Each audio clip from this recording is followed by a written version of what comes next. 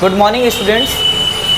आज हम लोग रे ऑप्टिक का very important concept prism discuss करेंगे, प्रिज्म की स्टडी करेंगे। और प्रिज्म क्या होता है? प्रिज्म के पास एक 3D स्ट्रक्चर होता है प्रिज्म, जिसके पास 3 रेक्टेंगुलर फेसेस होते हैं और 2 ट्रायंगुलर फेसेस होते हैं। जैसा कि हम देख लेते हैं, अगर इसको फ्रंट व्यू इसका बनाया जाए तो ये एक ट्रायंगुलर शेप का फ्रंट व्यू बनता है, जो कि हमने क्लास 10th में पढ़ा था। हमने क्लास 10th में एक और चीज़ पढ़ी थी कि जो इंसिडेंट रे आती है उसको ये क्या करता है, डेविएट करता है कुछ एंगल पर, और उस एंगल को एंगल ऑफ डेविएशन कहा जाता है। और उसी का डेरिवेशन हमें क्लास 12th में पढ़ना है। और ऐसा प्रिज्म ही करता है। ग्लास स्लैब इंसिडेंट रे को पैरेलल शिफ्ट करता है, जबकि प्रिज्म उसे डेविएट करता है। रीज़न है इसका स्ट्रक्चर, तो हम उसी के बारे में उसका डेरिवेशन हम पढ़ेंगे। तो एंगल ऑफ डेविएशन को हम डेल से डिनोट करते हैं। सबसे पहले हम स्ट्रक्चर बना लेते हैं। ये प्रिज्म है और प्रिज्म का नाम ABC। इस वाले सरफेस पर अगर इंसिडेंट रे आती है और इस पर हम क्या ड्रॉ करते हैं, नॉर्मल, क्योंकि इंसिडेंट रे आने के बाद सबसे पहला काम क्या होता है, नॉर्मल ड्रॉ करना। अब नॉर्मल हमने ड्रॉ कर दिया तो नॉर्मल से एंगल ऑफ नॉर्मल से इंसिडेंट रे का जो एंगल होता है उसी को हम एंगल ऑफ इंसिडेंस कहते हैं। अब उसके बाद ये हल्का सा डेविएट होगा टुवर्ड द नॉर्मल, क्योंकि ये ग्लास प्रिज्म है और बाहर क्या है, बाहर है एयर। तो ग्लास प्रिज्म जब भी होगा डेंसर होगा किसके कंपेयर में, एयर के कंपेयर में। अब इसके बाद हम क्या करेंगे, हम यहाँ पर एक और नॉर्मल ड्रॉ करेंगे और नॉर्मल ड्रॉ करने के बाद हम देखेंगे कि ये अवे फ्रॉम द नॉर्मल जाएगा, क्योंकि इस बार डेंसर से रेयरर जा रहा है। अब इंसिडेंट रे और इमर्जेंट रे ये दोनों अगर पीछे आके मिलते हैं, देखिए अगर इंसिडेंट रे सीधे निकलता तो कुछ इस तरह से निकल जाता, लेकिन अगर ये दोनों पीछे आके मिलते हैं तो इसी एंगल को कहते हैं एंगल ऑफ डेविएशन। भाई कितना डेविएट किया। अगर ये प्रिज्म नहीं होता तो ये इंसिडेंट रे सीधे निकल जाता, इस प्रिज्म के होने की वजह से ये डेविएट कर रहा है। अब यहाँ पर एंगल R इसे कहेंगे, तो इसको हम R1 से डिनोट करते हैं और इस वाले को R2 से डिनोट करते हैं, क्योंकि ये इंसिडेंट कर रहा है सेकंड वाले सरफेस पर जाके। तो सेकंड वाले इंसिडेंट रे को हम R2 से डिनोट करते हैं। और फाइनली जो हमें एंगल मिलता है उसको एंगल ऑफ इमर्जेंट कहते हैं, क्योंकि ये इमर्जेंट रे और नॉर्मल के बीच में एंगल है। ये आपका इमर्जेंट रे हो गया, ये आपका इंसिडेंट रे हो गया, और ये नॉर्मल 1, ये नॉर्मल 2, ये रिफ्रैक्टेड 1, ये इंसिडेंट 2। और इन दोनों को हमने R1 R2 से डिनोट किया है। इसका भी कुछ रीजन है, अब ध्यान से सुनिए। अगर हम इस ट्रायंगल को ध्यान से देखें तो ये वाला एंगल क्या इस पूरे एंगल के वर्टिकली अपोजिट एंगल होगा कि नहीं, ये वाला पूरा एंगल। तो ये पूरा एंगल अगर वर्टिकली अपोजिट एंगल ये है तो इस एंगल को हम क्या लिख सकते हैं, भाई ये पूरा I है, ये R1 है, तो इसको I माइनस R1 लिख सकते हैं। कोई डाउट इस बात में नहीं है। तो ये वाला एंगल I माइनस R1 होगा। इसको मैं बड़ा सा ट्रायंगल अभी यहाँ बना दूंगा, तब तक इधर देखिए। और ये वाला जो एंगल होगा, ये पूरा एंगल, ये इमर्जेंट एंगल होगा, क्योंकि ये इसके वर्टिकली अपोजिट है। तो ये पूरा E और ये R2, तो ये वाला क्या हो जाएगा, E minus R2, E minus R2। एक बार इस वाले ट्रायंगल को हम बाहर बना के देख लेते हैं। उससे पहले इसका नाम दे देते हैं। इसका नाम है P, इसका नाम Q और ये R। तो ट्रायंगल PQR को अगर हम यहाँ साइड में बनाएं थोड़ा बड़ा सा, तो ये वाला एंगल था डेल, ये P, ये Q और ये R। ये आया था आपका क्या, वर्टिकली अपोजिट एंगल होने की वजह से I माइनस R1, और ये वाला जो आया था वो आया था E माइनस R2। इस बात में कोई डाउट नहीं है। अब हम क्या करेंगे, by exterior angle property in triangle PQR, by exterior angle property हम क्या लिख सकते हैं, एंगल जो डेल है उसको हम किसके इक्वल लिख सकते हैं, I माइनस R1 प्लस, क्योंकि एक्सटीरियर एंगल प्रॉपर्टी यही कहता है कि exterior angle is sum of opposite interior angle. तो क्या हो जाएगा, E माइनस R2।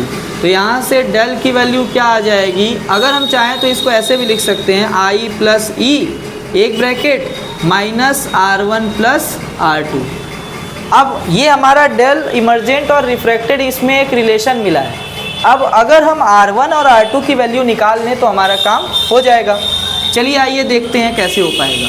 इस नॉर्मल को इधर चल के मिला देते हैं और इस पॉइंट को हम दे देते हैं O। अब ध्यान से देखिए, इन क्वाड्रिलेटरल AQOR, इन क्वाड्रिलेटरल, इसको इक्वेशन नंबर 1 मान लेते हैं। इन क्वाड्रिलेटरल AQOR, क्वाड्रिलेटरल AQOR में अगर हम देखें तो ये नॉर्मल है, तो ये वाला जो एंगल होगा वो कितना होगा, 90 डिग्री। इस पर ये भी नॉर्मल है, तो ये एंगल अगेन 90 डिग्री होगा। तो ये 90, ये 90। अब ध्यान से देखिए, क्या ये एक ट्रायंगल है QOR, तो ये वाला एंगल क्या हम लिख सकते हैं, क्योंकि इन तीनों का सम 180 होगा, तो इसको हम लिख सकते हैं 180 माइनस ब्रैकेट में R1 प्लस R2, इस वाले एंगल को, एंगल O को, क्योंकि इन तीनों का सम 180 होगा, R1 प्लस R2 और ये एंगल 180 होगा, तो क्या इस एंगल को 180 माइनस R1 प्लस R2 लिख सकते हैं।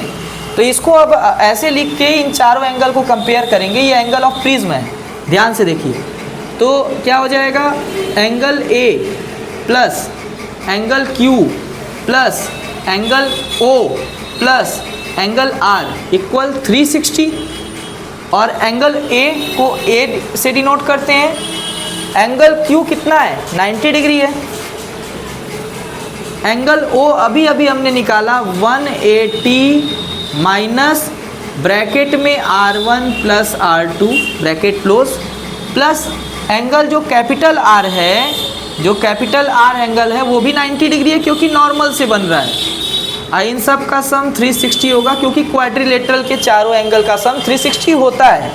अब देखिए, क्या हम इन चारों को मिला के 360 लिख सकते हैं, तो मैं डायरेक्ट करने की कोशिश कर रहा हूँ। आई होप क्लास 12th में आप लोग समझ रहे होंगे। अब यहाँ से एंगल A इक्वल क्या आ जाएगा, ये माइनस में उधर जाके प्लस में R1 प्लस R2, ये A की वैल्यू आ जाएगी, ये इक्वेशन नंबर 2। तो जब हम कंपेयर करेंगे इन दोनों को, on comparing 1 and 2, on comparing 1 and 2, 1 और 2 को जब हम कंपेयर करेंगे तो डेल्टा की वैल्यू कितनी आ जाएगी, ये आ जाएगी I प्लस E, और माइनस R1 प्लस R2 को हमने अभी अभी क्या फाइंड किया, एंगल ऑफ प्रिज्म, मतलब A। अब आप लोगों के मन में ये सवाल आ रहा होगा कि सर इसी को एंगल ऑफ प्रिज्म क्यों बोला, इसको क्यों नहीं बोला, क्योंकि इस वाले के तो पैरेलल या फिर ऐसे ये तो है ही, तो इसको एंगल ऑफ प्रिज्म हम नहीं बोल सकते हैं। अब आगे हम पढ़ेंगे कि find the angle of deviation for, या फिर आप रिफ्रैक्टिव इंडेक्स का फॉर्मूला कैसे पढ़ सकते हैं फॉर मिनिमम डेविएशन। अब हम पढ़ेंगे case for angle of minimum deviation. तो मिनिमम डेविएशन तब पॉसिबल है जबकि इस प्रिज्म में एंगल ऑफ इंसिडेंस और एंगल ऑफ इमर्जेंट दोनों इक्वल हों। जब एंगल ऑफ इंसिडेंस और एंगल ऑफ इमर्जेंट दोनों इक्वल हों, और एंगल ऑफ R1 और एंगल ऑफ R2 दोनों इक्वल हों। ये सर आप क्यों कह रहे हैं, तो इसका ये रीज़न है क्योंकि जो ये आपका बीच में रिफ्रैक्टेड रे जा रहा है, अगर वो इसके पैरेलल हो जाता है नीचे वाले साइड के, तभी मिनिमम डेविएशन पॉसिबल है। तो उस केस में अभी अभी हमने दो फार्मूले निकाले थे। एक फार्मूला था angle of A equal to R1 plus R2। अगर इफ़, तो for minimum deviation, for minimum deviation के लिए क्या होता है, R1 इक्वल R2 होता है।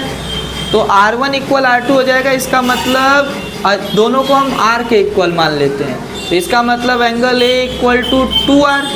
तो यहाँ से R का मतलब रिफ्रैक्टेड एंगल इक्वल A/2 लिख सकते हैं कि नहीं लिख सकते, इसको इक्वेशन नंबर 1 मान लीजिए, ध्यान से देखिएगा।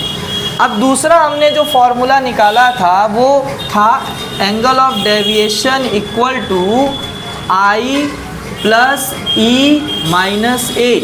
ये एंगल ऑफ डेविएशन का फॉर्मूला था। अभी अभी हमने पढ़ा कि for minimum deviation, minimum deviation के लिए क्या हो जाएगा, angle of E equal angle of I. I और ई आपस में क्या हो जाएंगे, इक्वल हो जाएंगे। तो उस केस में डेल इक्वल क्या हो जाएगा, angle of I plus angle of I minus A. तो क्या हम इसको 2 angle of I minus A लिख सकते हैं, और क्या हम इसको ऐसे लिख सकते हैं 2i इक्वल डेल प्लस ए। क्या हम इसको ऐसे लिख सकते हैं i equal A plus del by 2। कोई डाउट? तो ये जो दो फार्मूला हमें मिला है, इसकी मदद से रिफ्रैक्टिव इंडेक्स हम आराम से निकाल सकते हैं for the case of minimum deviation. तो हम जानते हैं रिफ्रैक्टिव इंडेक्स का फार्मूला क्या होता है, sine I by sine R. और साइन आई की वैल्यू इंसिडेंस की जगह पे हम क्या लिख देंगे, sine of A plus del by 2 upon में साइन ऑफ ए बाई 2, क्योंकि आई की जगह हम डेल बाई 2 लिख देंगे, आर की जगह A by 2। This is the formula for refractive index of prism at the case जहां हमें एंगल ऑफ प्रिज्म और angle of incidence, angle of emergent, angle of deviation, ये सारी चीज़ें अगर हमें पता हैं तो हम आराम से refractive index of that prism निकाल सकते हैं। अब नेक्स्ट लेक्चर में हम आगे कोशिश करेंगे कि रे ऑप्टिक के और भी टॉपिक्स को कवर करें। Thank you.